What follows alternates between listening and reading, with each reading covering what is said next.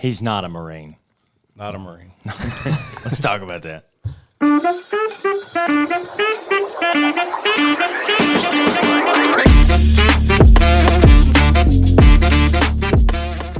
Welcome back to the Paul's Podcast, and I'm glad you come back and join us today. Today we have a guest with us. We got Mr. Kyle Gahagan. Did I say that right? That is correct, yes. Mr. Kyle Gahagan. So he is not a Marine, and I found that out. I had heard of him, and I have met him once years ago. He come to the church and done some bladesmithing, and some of the guys told me he was a sniper in the Marine Corps. And I was like, dude, that is insane. And so we reached out to him, was trying to get him scheduled, and we sent him a list of questions. And in the questions we had, like, how's it like being a Marine and all this stuff? He said, well, can I change one thing? I was like, yeah. And he said, I was not a Marine.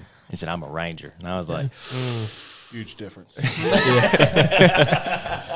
Wrangle him over the phone. Yeah, man, I felt so bad for that I'm one. so sorry. After all that hard work. I told my wife, I was like, whoops. I said, I did not mean to do that one. But, man, it is an honor to have you. And first of all, thank you for your service. Well, Yes, I appreciate absolutely. it. Thank you.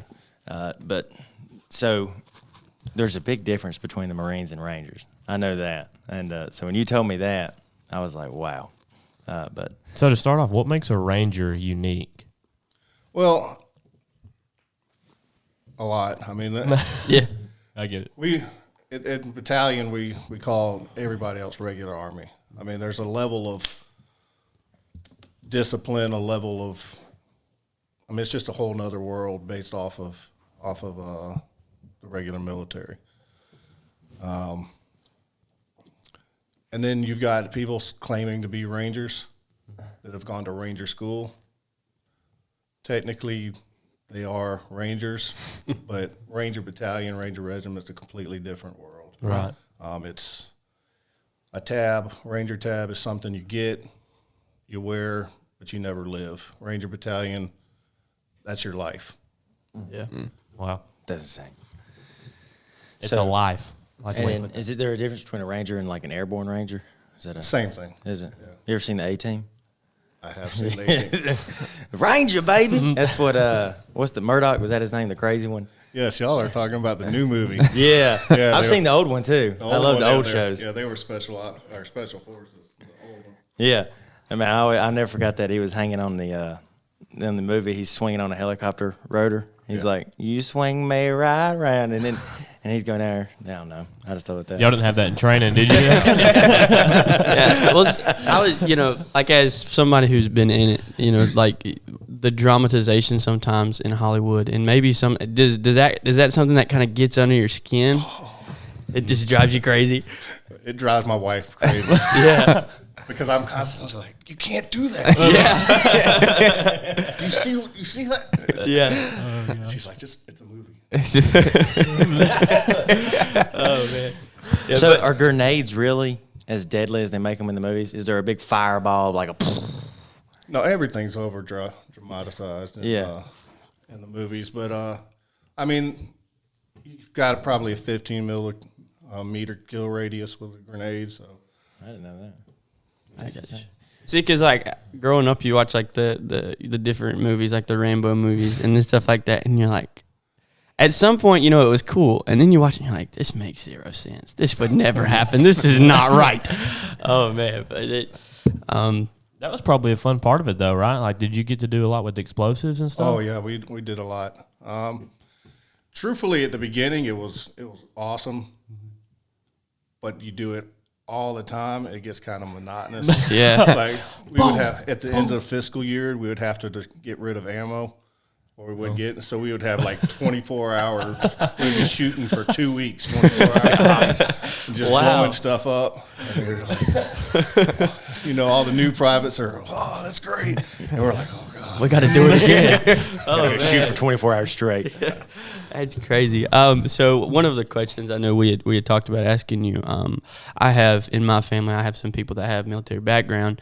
Was it this hereditary thing? Is there anybody before you that was in the military, or is this something that when you began doing it, it was kind of like a first for you? No, my entire family's been in there. Both grandfathers were Navy. My dad's a retired colonel, and then I went. Sorry, you're good. He always He checks does the that camera. every episode, and it throws our guest off. He has to check the camera because got we bad have anxiety. recorded episodes Well, it just and went not hit completely play. silent for a second. Yeah. We've recorded episodes and come to find out the camera wasn't even working the entire time. I did it to That's make you the nervous. worst. I went to see how paying attention you were. He was ready. You didn't Yeah. see it, but he was about to come after you. Oh, man. But yeah, so your grandpa was who I was in the military, basically. Both my grandparents. My grandfather joined. My grandfather on my mother's side joined the Navy when he was 14, and my grandfather on my dad's side went in. I guess he was about 17. They both served their time. They were in World War II. My dad went in. Spent 30 years in the military. Retired as a colonel. Wow. He made a career, like a long-term career out of it. As a Rangers, is there a good process of making that a long-term career, or would you want to? After a while, is there like a point where you're like, okay, I'm done with this. Like, let me move up the ladder a little bit. Well, I mean, you move up the ladder at battalion. I mean, Ranger Battalion is one of those. As long as you can hack it, you'll stay there. Yeah. That's one of the positives about special operations is generally you can stay there. They're not going to transfer you like regular Army. Yeah. You're say down at Fort Houston and all of a sudden you're going to Korea or something. Right. Once you get to somewhere in regiment or battalion, you're there as long as you want to be there or until you can't hack it anymore. Okay. Yeah. Is it so as a Ranger, is there other things like you're airborne Ranger, is there like specialties you have? Like, I'm a Ranger, but this is what I specialize in. Well, generally, majority of Ranger Battalion is infantry. Yeah. Those are broken down by company. So you've got like Alpha Company is more of the mobile company where we deal with the vehicles. Charlie Company was mortars. I don't remember. I mean, now they're all the way up to Echo and Foxtrot companies. During the Afghanistan stuff, we started realizing we couldn't quite count on some of the other units to come in when we were ready. So we've expanded and become basically a self-contained military. Yeah. Yeah. We've got cooks, we've got truck drivers, we've got dog handlers, everything now. Really? So it's, Wow. It's like it's like a whole other military almost. Yes. Wow. I did not know that. Yeah, that's kind of like I've always, you see the different branches and like there's different things going on. But to have like a group, I know like you have like the things that you specialize in and the type of training you have to go through, I'm sure it's a lot different than what people are going through today. Could you talk about some of the stuff you had to go through to get to that point? well, to get the battalion, we call ourselves, it's a three-time volunteer. You volunteer to go in the military, you volunteered to go to airborne school, and then you volunteered to go to, at my time it was RIP, now it's RASP, which gets you to battalion. Okay. It only gets you so far, I mean, because once you get battalion, you still have to prove yourself every day. It's not regular Army where you get to your unit and you are. Yeah. If you're not performing, you're not there. Right. Doesn't matter how long you've been there, what your rank is. If you're not performing, you're gone. Because again, that's what I was talking about earlier, difference between regular military and special operations. Right. It's serious. Yeah. We're constantly training for combat, and we're doing a lot of missions. So if you can't perform, There you go. Yeah, it's about the results. Yeah. I mean, you got to show results. You're putting a lot of people at risk if you can't perform. Right. Exactly. Yeah. So how much of that, like mentally, is like, in special operations or going out on duty? Is it the mindset of that I have to live or that I have to let my brother live? everything's about your unit. Yeah. I mean, you never think about yourself in this scenario. I've never been regular Army. Yeah. But I know a battalion, everything's about your unit. Yeah. You do your best so that everybody else is going to be at their best. Right. As far as mental, I would say it's probably 90% mental. Everything there. I've seen guys that are, 5'6", weigh 100 pounds, outdoing everybody else because mentally they were there. Wow. Yeah. And they never gave up. Well, I've seen guys that were 6'2", 220 pounds, full muscle, fall out because mentally they couldn't take it. Yeah. Yeah. Wow. It's all about mentality too. Yep. Yeah. Right. Having the battle, having the mind of a warrior almost, just ready to go. Wow. The one thing I've always been fascinated by when you get to reading stories and hearing people talk about their different experiences and stuff is the selfless mindset. I know you mentioned that just then, but if the family, the unit is not doing well, like everyone, is that something that you can attest to? If somebody is struggling in your unit, can the whole group feel that, or you just kind of have to keep a kind of tunnel vision? Well, the whole group does feel it. Yeah. It's one of those where if your Ranger buddy's doing bad, you're paying the price as well. Yeah, yeah. I mean, that's just how Yeah. we do things at battalion. Right. We're not targeting the individual. Yeah. We target the group Yeah. because a cohesive group is what works. Yeah. If you're pushing, if one person's getting in trouble for something that they did, then that's targeting the one individual, and it's not forming a cohesive group. Right, Yeah. right. So I no doubt we've heard this, and so I got another question for you. As we get into, we're talking about the Ranger stuff, but also now that you're out of it, I'm gonna go back here. Talking about how you guys prepared. How often were you sent out to go perform a mission? Like, Are you talking about in combat? Yeah. Yeah. Every day. Really? We had combat missions almost every day. So most people don't know is Ranger Battalion or Regiment is the only unit in the U.S. military that was in Afghanistan and Iraq from day one to the day they ended. Wow. Whereas other units, 82nd will come in Yeah. and then get replaced by 101st. Ranger Battalion, we would rotate, so it'd be like 1st Battalion, 2nd Battalion, 3rd Bat, HHC. We would rotate, but we were there from day one to the end. Yeah. We've got the most captured high-value targets. Really? Most missions. I mean, That's insane. it's a unit that you send in if you want something done. Yeah. Yeah. Yeah.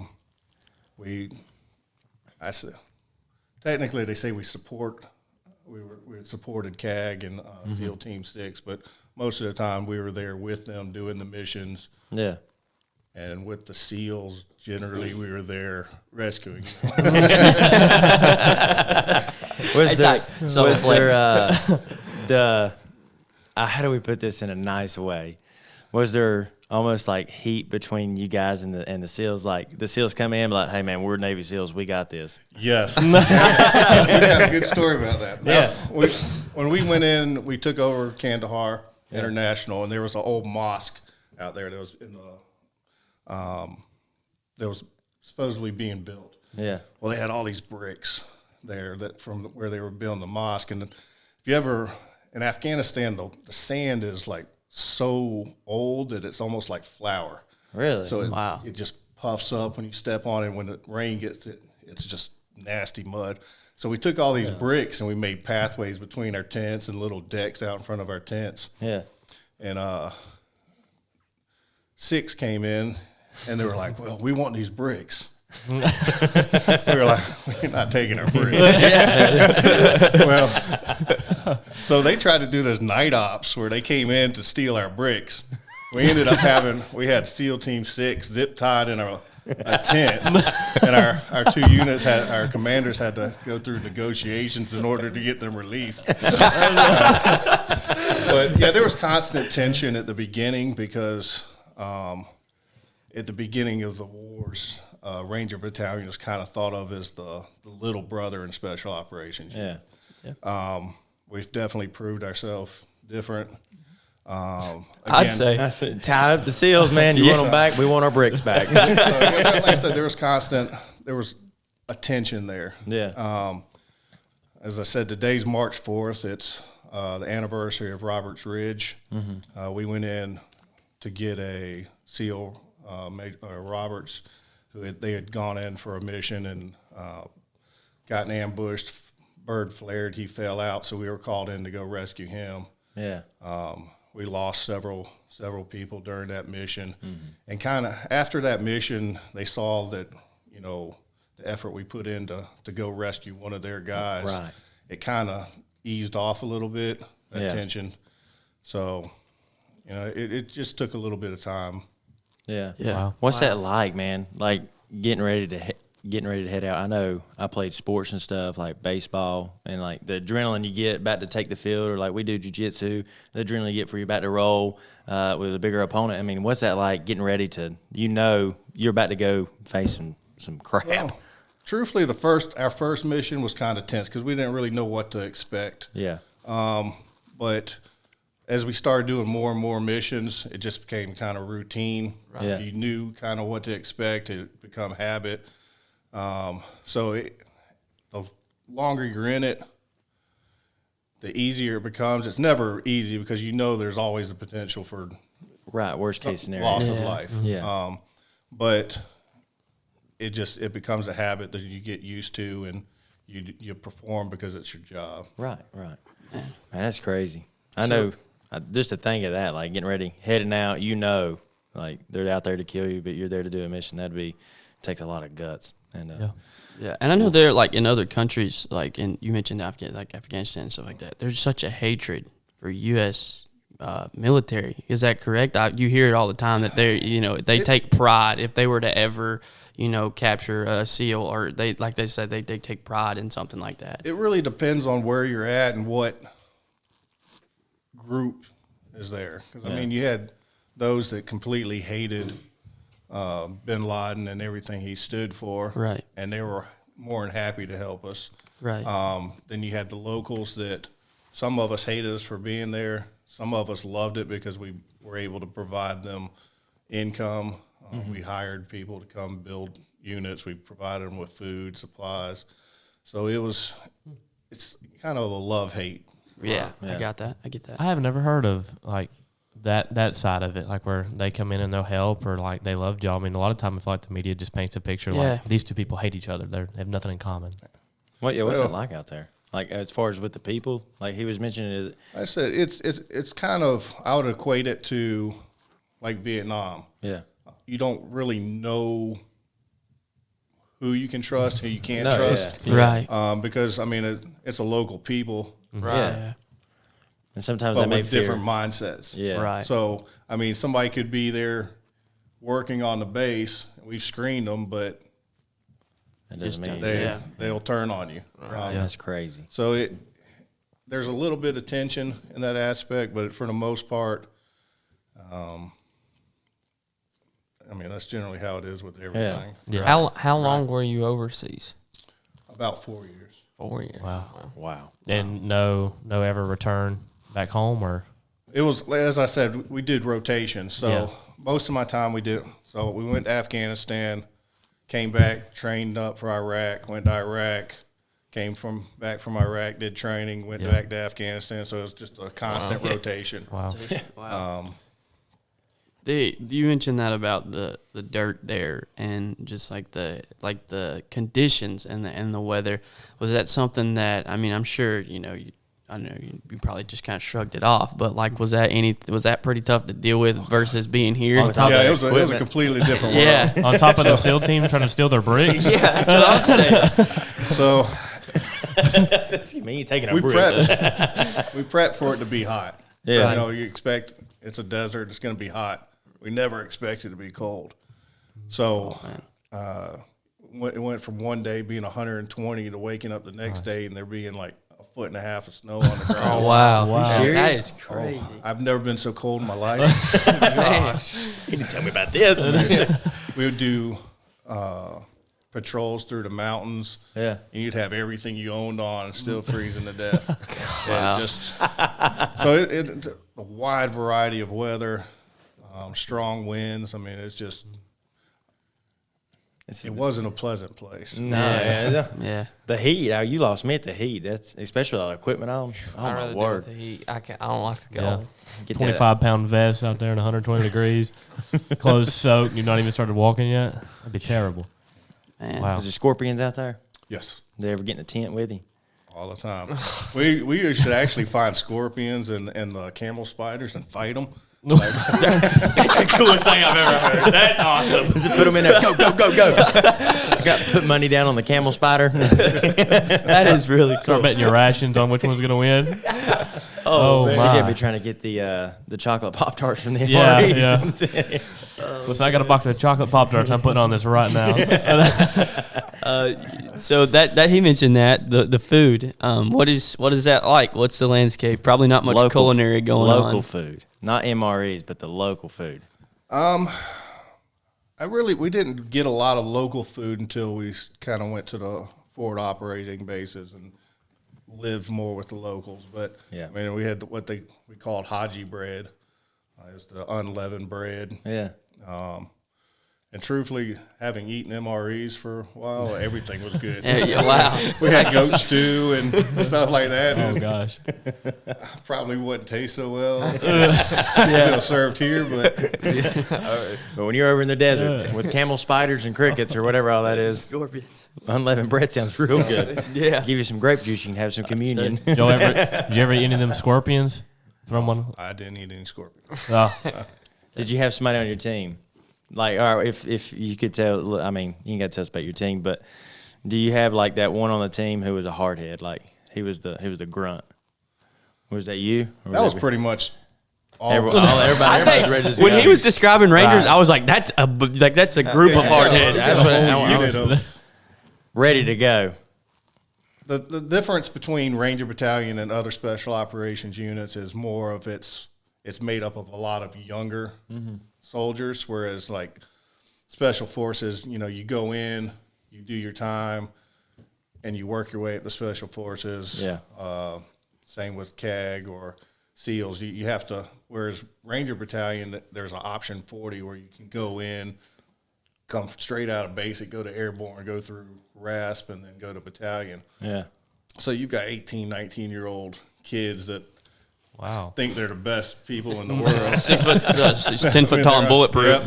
And they do stupid stuff. Yeah. Yeah. But that's Have you what ever seen that that's happen? what makes battalion great is you got a bunch of fearless kids that are ready at the to top die. of their level, Yeah. just going in destroying everything. Yeah. It's great. 2 weeks, 24 hours a day.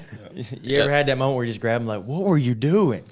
Every day. And then go, that was awesome though, man. Give me the Uncle Bun. Did you have, was there one specifically, or were they all kind of like that, like a little bit crazy, or like making everything humorous, or doesn't take anything serious? I feel like that'd be me. We never took. I mean, the only time you really took anything serious at battalion was during combat. Right. Yeah. Everything else, we joked around a lot. We played a lot. It was a fun unit to be in, Yeah. but it was extremely disciplined unit. Right. Again, you've got a bunch of 19 to 26-year-old kids that are all alpha males Yeah.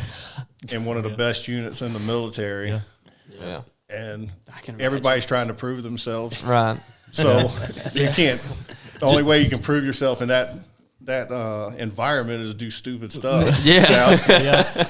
Yeah. What's our motto we say on We here? have a quote on here: "Don't do stupid stuff." Yeah. I mean, I used to walk up into the barracks because I lived off because I was married. So I'd come in sometimes and they'd be up there shooting blow darts at each other. We had one kid that went down to the local flea market and he bought like 26 tasers. And he went in and cleared rooms. He'd shoot them with the taser and rubber band it so they're just laying there. And he went through all the rooms. I walk in, there's all these guys on the ground just shaking. I'll tell you what, I wasn't like that boy. Me and him, we were getting in a scruffle about something. There was always fights because people would do stupid stuff Yeah. like that. But then the other person would turn around and do something just as stupid. So, Yeah, but like it's good. Like I tell people all the time. I mean, maybe not this, but like having a competitive group and a group that pushes each other. Like us, like we did an episode where we put dog collars around our necks and shocked us ourselves anytime we laughed. And looking back on it, we probably lost a lot of brain cells. That was And then, but we catch ourselves like, okay, how much can I take? Go up another level. Go up another level. I think Dylan did the highest. We didn't get past 6. Oh, it was to rough. 16. It was bad. You want to try? It was We got one. oh, imagine. But you know, on that, you know, in a group of guys, like, I think it's good to have a group of guys that are doing something that serious that want to do the best and want to do their best at their job. Yeah, like I said, that's what I loved about battalion. I mean, I would sit back and look at regular Army and see the lack of discipline. And like I said, I'm not trying to put down regular Army. Right, I mean, right. I know there's guys out there that love what they do and are great at what they do. But for the most part, what we saw is just a lack of discipline versus what you have at battalion. Right. A lack of drive, a lack of motivation. I mean, I wanted to go in and be with the best unit I possibly could. I could be, and that was my way in. Yeah. The Ranger Battalion. And it's one of those where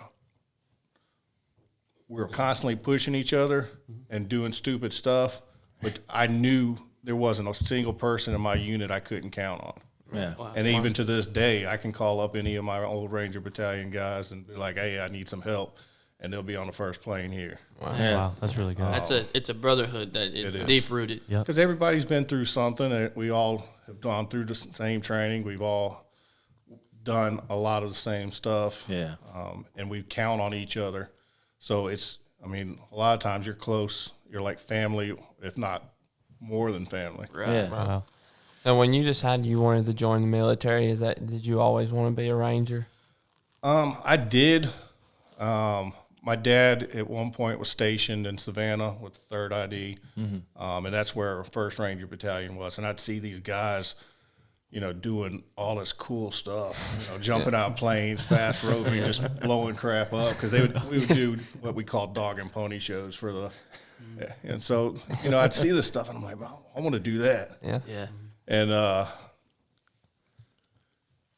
got in trouble like in my younger years. So, most people didn't think I was going to, I had the discipline to be there. And truthfully, I probably didn't have the discipline to be there, even when I got there. But it's one of those things, again, if you take what you're doing seriously, it changes you as a person. Right.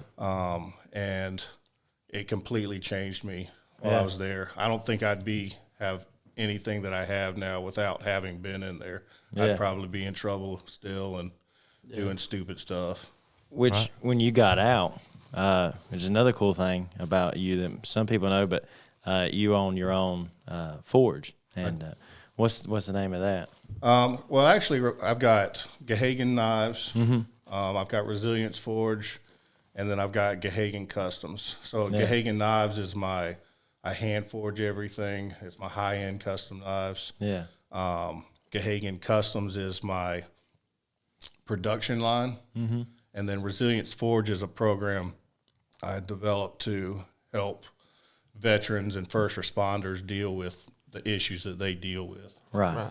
It's an environment where it's a relaxed environment. Yeah. Where we come together and people have dealt with similar issues and no one's judging anything. Yeah. You're able to talk through stuff, work through anything you need to in this environment with others versus having to go sit on a couch with a psychologist and talk through your issues with somebody who has no clue what. Yeah. Right. What you went through. Right. Yeah. Yeah. So That's after awesome. you got out of the military, was that new? Did you know at that time, like, man, this is what I want to do? No, I had no clue what I wanted to do when I got Really? out of the military. Truthfully, I didn't really want to get out of the military. I loved being at battalion. I was in the process of going to the unit, Delta. But when they came to me and like, your time is coming up, you're going to have to re-up. Yeah. The more I thought about it, I just couldn't do that to my wife. Yeah. Right. Yeah. We got married early in my military career before, it was middle basic. And she didn't know what she was signing up for. I really didn't know what she was signing up for. Yeah. And then I got, I went through basic, airborne, RIP. As soon as I got out of RIP, got the battalion, I did so well at battalion, they sent me immediately to Ranger School. Really? Came back from Ranger School and then went to Afghanistan. Oh, wow. And then spent our entire time there. And my wife is growing up in Wilkes County Yeah. her whole life. Now she's in Savannah, Georgia with nobody that she knows, doesn't know where her husband is. Yeah. You know, it wasn't be fair tough on her. Yeah, it's tough on the wife. and kids. Yeah, I get see too many marriages dissolve because of the military, and I just wasn't going to allow that to happen. How hard is that for you when you've been married through, in the middle of basic, and now you're out in Afghanistan or Pakistan, and how much does that lay on your mind that your wife's back home? I thought about my wife when I had downtime, but truthfully, we didn't have a whole lot of downtime. So it was one of those, generally the only time it came to my mind, and it sounds bad, but only time it came to my mind is when we lost people, and then I realized, my wife's at home worrying whether that's me or not. You just didn't have a lot of time to obsess over family. You're preparing for the next mission, which is good because, There's a mental aspect to that. If your mind's back home, then you're not going to be where you are now, and someone else is at risk. Mine's for got it. to be in the fight. Yeah. I don't know. I'm not in the military, but I would imagine that's true. It sounds about right, dude. So you make custom knives. What's a good custom knife gonna run me? Like a high end Gahagan custom knife. Gahagan custom knives. My hand forged line starts probably about 1,500 and goes all the way up to about 20,000. Whoa. You're kidding. So How many of those have you sold for 20? No, you ain't got to tell me that. That's probably private information. I've sold a few. Give me your pay stub. No. I understand. I love knives. I've collected them for a long time. It's something I did with my papa for a long time before he passed. And No, you don't have a Gahagan custom. I know, but I'm gonna own one saying now. I'm saying like I know the work that goes into it and what gets put into it. I know I was a guy, I can't place his name, but he made his own custom knives, and he did Damascus steel, and they were specifically for deer hunters, and they were really good, like deerskin knives, but they were gorgeous. I mean, put a lot of work into them, and I was like, Is that a tough knife to do? What's that? Damascus. Damascus really isn't that hard. It's just time consuming, and it takes a lot of material. yeah. Oh, we didn't mention this. You was on what? You was on Forged in Fire, weren't you? I was on Forged and Fire. I've watched almost every one of those, and I love them. And I didn't find that out till a couple of weeks ago. Somebody was telling me he was on Forged and Fire. I was like, "You're kidding me." They said, "Yeah, unfortunately, he was dealt bad cards." And I was like, "Really?" I was like, "He had to." Yeah, unfortunately, I like I said, I didn't get a fair episode. Doesn't bother me. Yeah. I did it more for fun. But I've had, I'd say, about 10 apprentices that have gone on and won. Really? Wow. So So are you a master? What do they call it? A master blacksmith? Is it Master Smith, Yeah. I'm working towards that. Yeah. I'll probably be testing this summer for that again. Really? Wow. So How does that That's work? awesome. So with the ABS, you start out as a apprenticeship. So you find somebody you can work under, or you work by yourself. Yeah. After 3 years, you can test for what they call journeyman, which what you do is you make a destruction knife. Yeah. So the knife you make has to, let's see, you got to cut rope twice, a 1-inch rope, cut it twice, chop through a 2x4 twice, then be able to shave with it.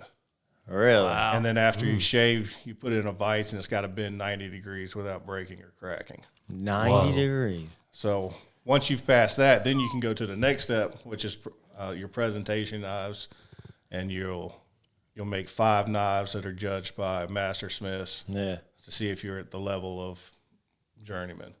And then you do, after another 2 years, which it takes a lot longer for most people, you Yeah. can test for master smiths. Really? It's a similar thing, but everything's Damascus. Really? So, Wow. Is that because that's like I have a Damascus knife at home that was hand forged. I don't know who. I'll have to look at it. But anywho, it's a nice knife. I mean, those are beautiful. How does that even work? Like the pattern? So Damascus is made, truthfully, true Damascus was what the Japanese had was like pig iron. It was a real soft iron that was full of carbon. Yeah. So they would forge it, layer, keep forging until a lot of that carbon came out and it became a usable steel. And in doing so, it formed a pattern in the blade. Yeah. What we have now is, we call it Damascus, but it's actually it's pattern welded steel. Yeah. So you take two different steels with contrasting characteristics, such as 1095, which is a high carbon steel, and then 15N20, which is a high carbon steel with a lot of nickel. And you forge weld those together, create your pattern, and when you etch it in ferric chloride, the nickel in the 15N20 resist the etching. Really? Whereas the 1095, it gets etched and leaves a carbon residue that turns black. Wow. So you get that pattern. I'm ready. Put Me in front of a forge. I got it. I want to go try that. So is it I'll like burn myself. your forge? It's up here in Wilkes County. Is it like open? Do you do classes for the public? I do. I offer. I've offered several different types of classes. I do a 1-2 day class, and then I do like more advanced classes, which include making Damascus and so on. Yeah. And then I offer the classes for first responders and veterans. That's awesome. Wow. How much money did you win on Forged in Fire? I don't get nothing on that. You mentioned what you had to do. You had to like We fix had, broken yeah. knife, something like that? They gave us the broken knives from the previous season and expected us to make knives. I mean, you can't unbreak a knife. So I got this knife that's full of cracks, and I got kicked off for having cracks in my knife. It's like you gave me this knife and you expect to change. How do you do that when you're standing before the judges and they're telling you, reading off like, this is when we had to let you go? The whole time are you thinking like, That was already there. Yeah, that's because of the dummy before me. I mean, you can't argue with them. Yeah. It's their show. You're never going to win. You just Yeah. chalk it up and move on. we're going to try out for Forged in Fire. All four of us. Do it right now. I don't even know if I could make a straw. The I've bad watched- thing is, like, the newer episodes, most people have only been forging for like 2 months anyway. So, Yeah. Oh, wow. I mean, I'm not trying to be arrogant, but I think I could take most people Yeah. and train them within about 2 or 3 weeks to be able to compete on that show. Oh, wow. Yeah. For a chance to Yeah. win $10,000. Oh, was it just 10,000? Is it 10,000? 10. That's what I thought. So you end up with like I'll- 7,500 After tax. After tag, yeah. Yeah. Had to pay for your airfare back home. Yeah. Where's it filmed at? I don't know where it's filmed at now. I think it's out of Cincinnati. They used to be filmed in Queens, New York, until some young kid burnt down an apartment structure trying to. So they banned all forging. No forging in New York. Wow. How did you good get a area call? up How did that like start? My friend, fellow knife maker Jason Knight, he was one of the founders of the show. They actually introduced it. They filmed it in Washington State. The pilot episode, you'll never see it because it was horrible. Everybody's voices are dubbed over because they filmed it right next to a train station. So the train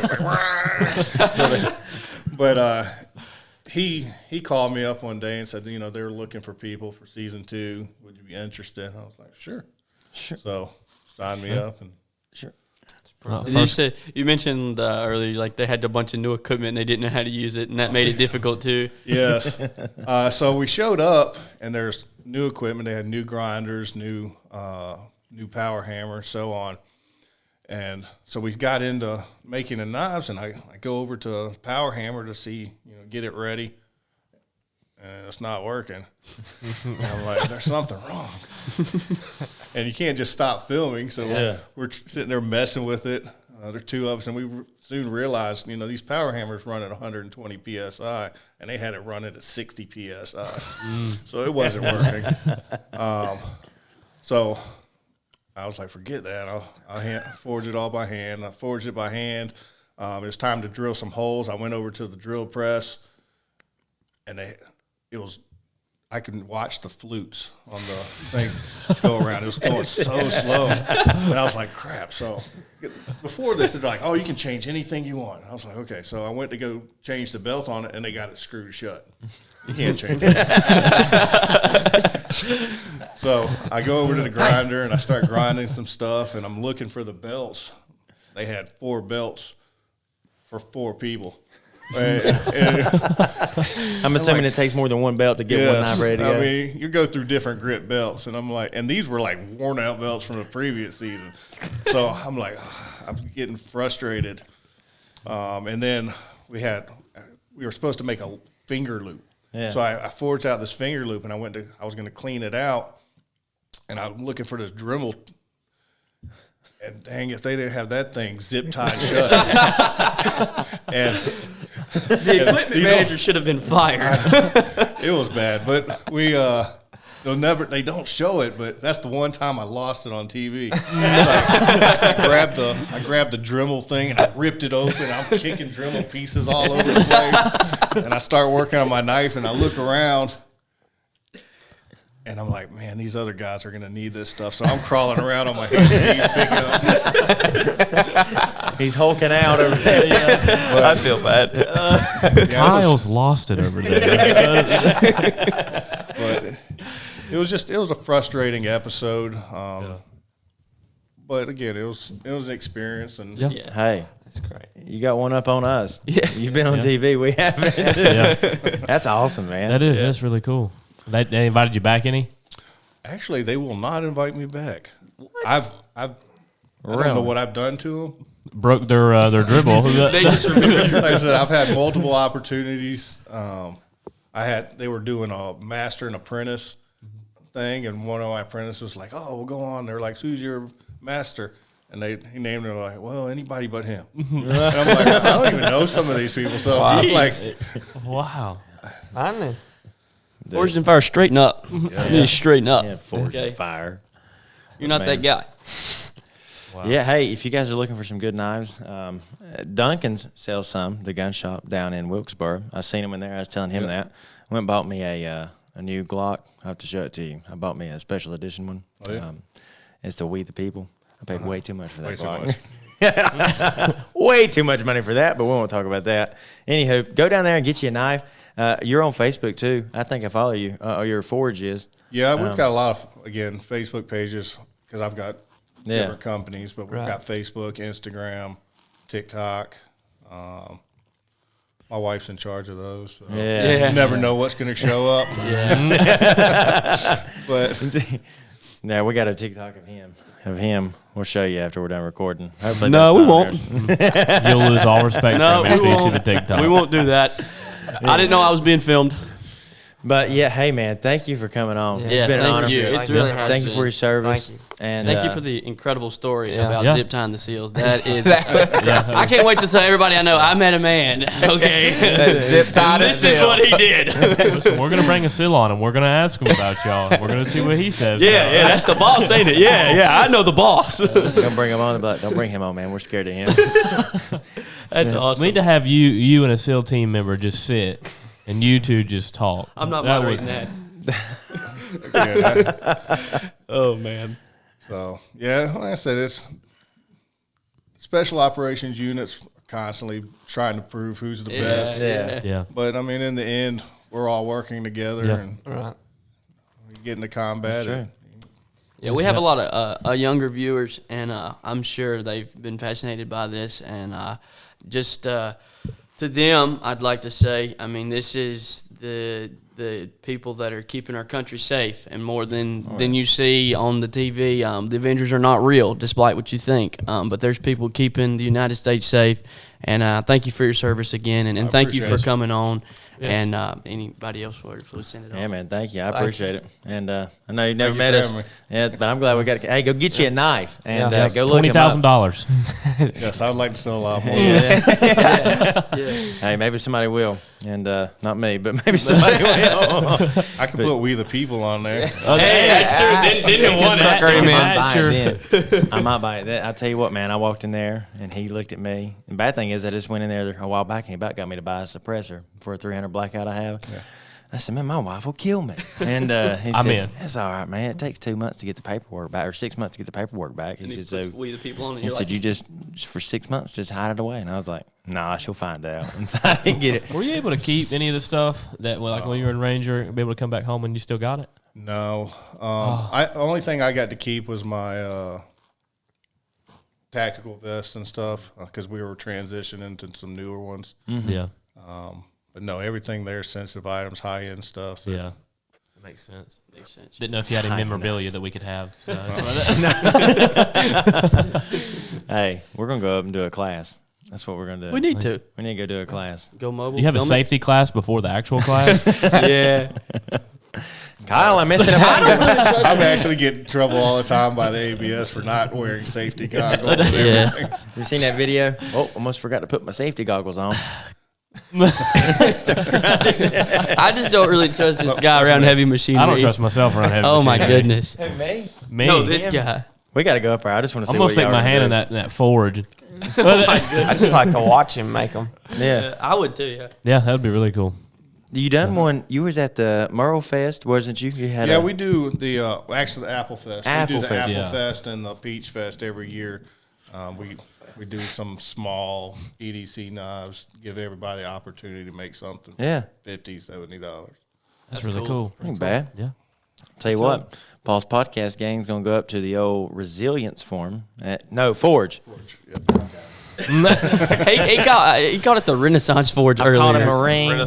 I called him a Marine. I've called his forge the Renaissance Forge. I'm sorry. I was homeschooled. And, In today's education system, that's probably a good yes. thing. Yeah. That's true. Anyways, Oh, man. thanks for having.